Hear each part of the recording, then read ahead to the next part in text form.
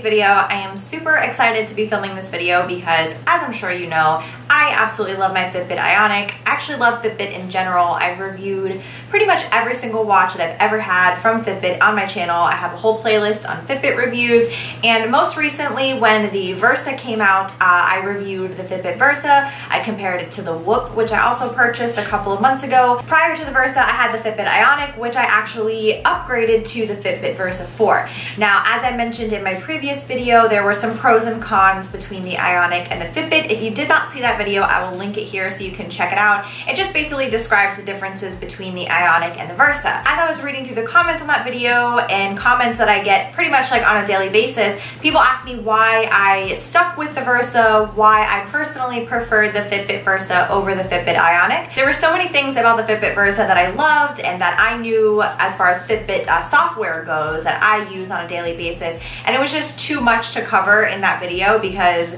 I wanted to go more in depth with the reasons behind why I stuck with the Versa over the Ionic, and then just also some of the software features that I personally use, how I use it, you know, in relation to fitness goals and how you can use it towards your fitness goals, whether that's for sleep, recovery, workouts, and we'll go through all of that. But I just wanted to kind of get a more in-depth review slash update and everything else about the Fitbit Versa. So like I talked about in my Fitbit versus Ionic video, the only negatives, if you will, about the Versa compared to the Ionic was two things that I found personally didn't really affect me too much, and the pros for the Versa over the Ionic was what made me lean towards the Versa. So the first thing is that the Fitbit Versa does not have in-watch GPS.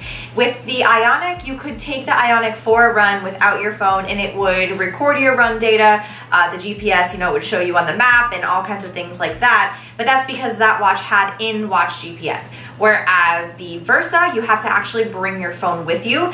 And for me personally, I bring my phone on runs anyway, so that wasn't really something that was a make or break for me. It's not like I'm a, you know, triathlon runner or something where I physically don't want to be carrying my phone. My runs aren't really that long when I do them, and so for me, it just wasn't really a deal breaker. The second thing is that the battery life on the Versa, because of its size, it's more compact and it's more thin, it is less than the Ionic.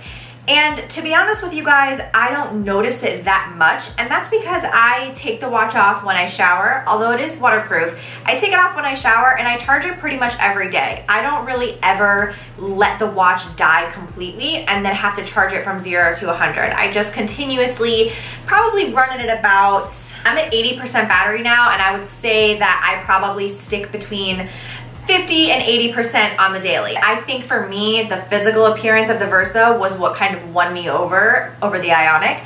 The Ionic, although it's a great watch and I don't have anything negative to say about it, it just kind of was a clunkier watch. It just seemed heavier on my arm. As soon as I put this Versa on after the Ionic, I was like, wow, this is so much lighter. I never really realized that it's on, whereas the Ionic, I felt myself kind of like pushing it down throughout the day and trying to like move it around because it was just uncomfortable. I would just say that if I was going for a watch, you know, based on those two things, the GPS capability or being more lightweight and sleek looking, I'm gonna pick the more lightweight and sleek looking one. Other than that, everything else Fitbit software wise and how the watch tracks your steps and your calories burned and everything like that, which we'll get into, is the same. So realistically, going from the Ionic to the Versa wasn't a change as far as what I use the Fitbit watches for in general. I'm gonna put a screen cap up here for you guys so you can kind of get an idea as to what features Fitbit offers that I personally use. I know a few of my friends who have Apple Watches, one of the biggest things in general that deter me from the Apple Watch is that you have to have different apps for different things. That annoys me, and I don't want to have to be going through a workout app, you know, whatever the sleep app is. I want everything to be compiled into one app, so at the end of the day when I'm looking at my stats, I can see everything right where I need it. This is what my personal Fitbit dashboard looks like, and the cool thing is that you can switch these things around just by holding it and rearranging it. I don't know how to not make it move, but we're just gonna close out and go back in. So I have my top things across the board, which are kind of like the highlighted statistics. So that's floors, miles, My calories for the day, 171 minutes with the lightning bolt is how many minutes active I was today. Obviously, you can arrange your dashboard based on what you think is more important to you and what you'd like to look at every single time you log into your dashboard. You can also take things away from your dashboard if you don't want to see them. And we'll get into that also about which things I personally feel are not important for me. But this might be able to help you kind of get an idea as to what the Fitbit can do for you in terms of your own goals. For example, my top 2 things on here are exercise and sleep, because that's what's most important to me. And when I go into my exercise, I can basically see how many hours per week I've trained. And the cool thing is you can go back and compare it to previous weeks, and then each individual workout that you click on, for example, you'll be able to get an individual breakdown of that workout. So if I just click at this run, this is a 1.5 mile run for 10 minutes at a 6:40 pace. I had 2 minutes of peak heart rate, 5 minutes of cardio, and 3 minutes of fat burn. And this is kind of based on your resting heart rate in comparison to your age and your body weight and things like that. So, which is also kind of cool because I hit a new resting heart rate PR, is that possible? My new resting beats per minute is 48. So I was hovering around 50 for a while, but it's cool to finally get to the 48 beats per minute. So much health. Anyways, so obviously the exercise portion is super important to me because I like to take a look at my training. Each time I click on something, I like to see the breakdown of my heart rate when it dips lower when I'm resting. And this is also kind of a comparison to the Whoop heart rate variability, because as you're working out, you can toggle through your pace, your heart rate on the watch screen itself. So I'm not actually in the app, but I can see how my heart rate is changing throughout the workout. What I've learned from Whoop in terms of heart rate variability, although the Fitbit doesn't necessarily track that, I can kind of see how when I'm training, if my heart rate is spiking up to 150 and then it's able to get back down to like 80 or 85, 90 beats per minute in a very short time frame, that means my heart rate variability is improving because I'm able to get back down to a resting heart rate or close to a resting heart rate in a shorter time frame. I personally love analyzing the workout section of the Fitbit, and that's probably, I would say, like my #1 priority with Fitbit. As a side note, people ask me how I track my workouts and how it tracks CrossFit, what other activities you can do. Just to show you guys while we're on the screen cap here, if I go ahead to the plus sign and I add track exercise, I'm gonna go to log. You can search for an exercise type, and to be honest, I haven't looked through a ton of these, but they do seem to have a lot. The only reason they don't have, oh, they do have CrossFit. Oh wow, that's funny, they put it back. They took away CrossFit for a while, I think because of a trademark issue, but that's funny, I didn't know it was there. Anyways, I've seen people ask me about like how it tracks horseback riding, and that is an option on there. I just have never used it, so I'm not entirely sure. I would imagine that it tracks maybe elevation, speed, distance, and things like that. As far as what I do, I just click the workout option for pretty much everything as far as weightlifting, CrossFit, gymnastics, anything like that. I don't switch back and forth, and I don't stop and start new workouts. After I warm up at the gym, as soon as I'm ready to start training, I hit workout and I go. The only time it's different is when I'm going for a run outside and I want it to track my pace per mile as well as the GPS feature. Moving on to sleep, my second favorite, and if you guys have been following me for a while, you know that I am team grandma life. I go to sleep so early. I love sleeping, and I love tracking how deep my sleep is. So going into the sleep category, this is kind of set up similarly to the exercise category. They basically track your heart rate and your movement of your wrist throughout the night.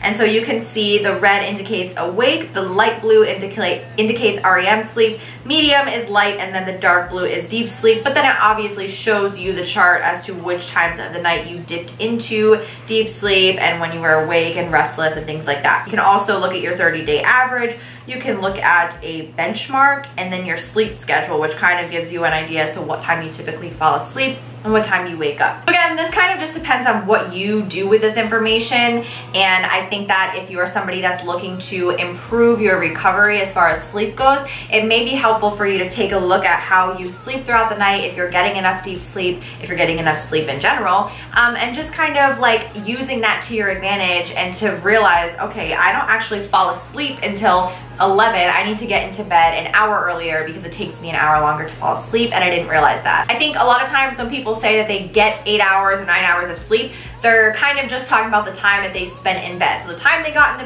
into bed and the time they woke up, but they're not obviously able to track the amount of time they were physically deep sleeping. So that's kind of cool about the Fitbit, and I just like it because I want to make sure that I'm not just in bed for 8 hours a night. I want to make sure that I am friggin' passed out and deep sleeping and recovering for a solid 8 hours. Those are my top 2 most important features of the Fitbit, and obviously this will vary for you based on what exactly you're looking to use it for, but you have your other things like your resting heart rate, your active steps per hour. You can set individual goals for, let's say you want to take 250 steps per hour. You can actually set it so that it will remind you and tell you, hey, you have blank more steps left this hour. I think it's cool because you can also set challenges for yourself. You can compete with other people that you're friends with on Fitbit. You can do like work week challenges. There's all kinds of different things, and you can win these little badges, which I'm gonna actually show you guys because I think they're so cute. You go to your profile, you just click on badges and trophies, and I can see my badge collection. I've acquired quite a few badges because I've had Fitbit for like forever, and it's pretty cool because it just kind of like gives you something to work towards. As cheesy as that sounds, you like learn new facts, you know, like the Sahara Desert one, 2,983 lifetime miles, which is the length of the Sahara Desert. So, I mean, that's kind of cool. Maybe I'm just a nerd and I think it's cool, but I don't know. I like to have these little badge collections. Like, I feel like a nerd. I'm like, hey, guys, let's see my badge collection. I just think it's a cute thing that Fitbit does. I'm not sure if other fitness trackers do this, but I personally like it, and I think it's a great touch. So that's kind of just what I think is useful regarding the Fitbit app and what I like the most about it. And then there are some things that I just kind of think are useless, which I don't even have on here. For example, the water logger. It's not anything that the app is doing for you. You have to manually go in and log water that you're drinking, which is kind of like, you could do that anywhere. And same thing with the food. I personally don't connect Fitbit to my FitnessPal. I just think it's too messy. I like those two things separately, although you can do it. If you wanted to track your food and log everything in the Fitbit app, that is something you could do. I just have been a diehard user of my FitnessPal for years, and I stick to that. The reason is also because I don't want my calories burned to sync into my FitnessPal and then add on additional calories. That's something that I mentioned in my top 10 mistakes of tracking macros. People don't realize that the apps are connected, and then if they're trying to eat in a deficit and then they're burning calories, the Fitbit adds your calories burned back into my FitnessPal and you end up eating more food. So, like I said, too messy. I don't like to do that. I just leave it at it as is. The new period tracker that they added, I mean, it's just like any other period tracker. You just put in when your date of your last period was, and then it tells you your schedule, which is nothing that, you know, hasn't been done before. I know a lot of people have asked, and I had asked myself when I got the Fitbit, how does the Fitbit accurately track your steps and your calories burned and things like that? So the last part of this video, I just kind of want to talk about what I've read as far as Fitbit FAQs and Fitbit articles, and what actually is like the science in this little watch that calculates your steps, your calories, your heart rate, and all that fun stuff. Directly off of the Fitbit website, by the way, is that the Fitbit uses a 3-axis accelerometer to understand your motion. So instead of just a single axis one, like a pedometer, for example, like those little clippy things, or I think the Fitbit Alta might be a single axis. The newer Fitbits like the Ionic and the Versa, and I believe the Blaze as well, is a 3-axis accelerometer. By analyzing acceleration data, our devices provide detailed information about frequency, duration, intensity, and patterns of movement to determine your steps taken, distance traveled, calories burned, and sleep quality. So the Fitbit's basically saying that they have the most fine-tuned algorithm for step counting. It's pretty much motion patterns that are most indicative of people walking. So it's saying like it's determining whether or not the size is enough for a step in comparison to just like a small little movement back and forth. Because if I'm talking with my hands right now, which I do all the time, it's not calculating that I'm stepping. So how does the Fitbit calculate your step distance? Is multiplying your walking steps by your stride length, which I thought was pretty cool. I didn't even know that. It automatically takes your stride length based on how many runs you've done. So I thought that was really awesome. You can also manually set your stride length. It takes you through like a little prompt. It multiplies your walking steps by your walking stride length and multiplying your running steps by your running stride lengths. Then they estimate the stride lengths by using height and gender. So here is probably the most frequently asked question that I get about the Fitbit is, how accurate do I think it is? According to Fitbit, how they calculate the calories burned is estimating by age, gender, height, and weight. If it measures your heart rate, because it's talking about all Fitbits and not all Fitbits measure your heart rate. It's just an estimate and it's not 100%. There's no like gold standard for this. But here's what I always tell people, and this has been true so far for me. If you are trying to figure out if you should go off of the Fitbit calories burned for your intake. So for example, if you're trying to lose weight and it says that you burn 2,000 calories a day and you need to eat, let's say you just want to put yourself in like a 400 calorie deficit. You want to eat at like 1,600 calories. The only way truly like tried and true to make sure that you're in a deficit and losing weight is, number one, obviously to make sure that you're actually eating that amount. A set of macros that equals out to 1,600 calories, you're gonna stick to that for at least like 5 to 7 weeks. And every single day you're gonna weigh yourself with the same variables. So in the morning, after going to the bathroom, completely naked, before you eat, and you're gonna take your weekly average. And this is how we track people's weight loss or muscle gain. So each week, if you're consistently losing about like half a pound to a pound, that would be indicative that you are in fact in a 400 or 500 calorie deficit per week, and then it's accurate. Now, the downside to the Fitbit is that I feel personally sometimes it overestimates for extremely active people like myself. Sometimes my calorie burn, because of how many steps or how many workouts I've done throughout the day, it will put me like I've been over 3,000 calories a day. For the most part, the range is between like 26 and 2,800. That's kind of where I stay on a daily basis, but I don't eat 26 to 2,800 calories per day, and I don't maintain my weight at 26, 2,800 calories per day. For me, in order to maintain my weight, I need like 23 to 2,500. So not that it's a huge amount, you know, difference, but it still is enough to where it could really mess somebody up if the Fitbit is seriously overestimating and then they're thinking that they need to eat a lot more than they actually do to lose weight. So kind of a sticky situation, but I think that it would just be safer for you to figure out your own macros based on your total daily energy expenditure aside from the Fitbit, and then just use the Fitbit as a tool to track your workouts and things like that. I wouldn't necessarily recommend doing that for like figuring out your TDEE in order to get into a deficit or a surplus.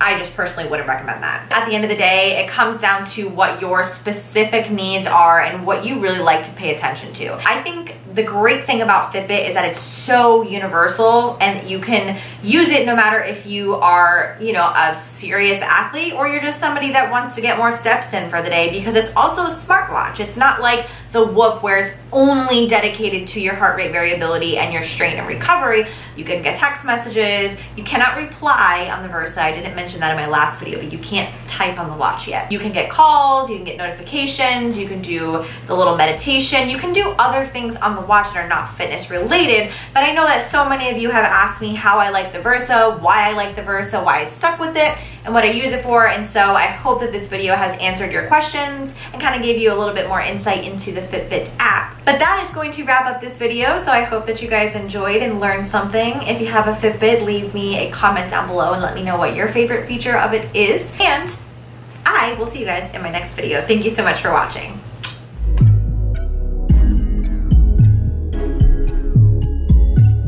That was so much talking. Sweating. I'm literally sweating from talking. Cardio score my ass.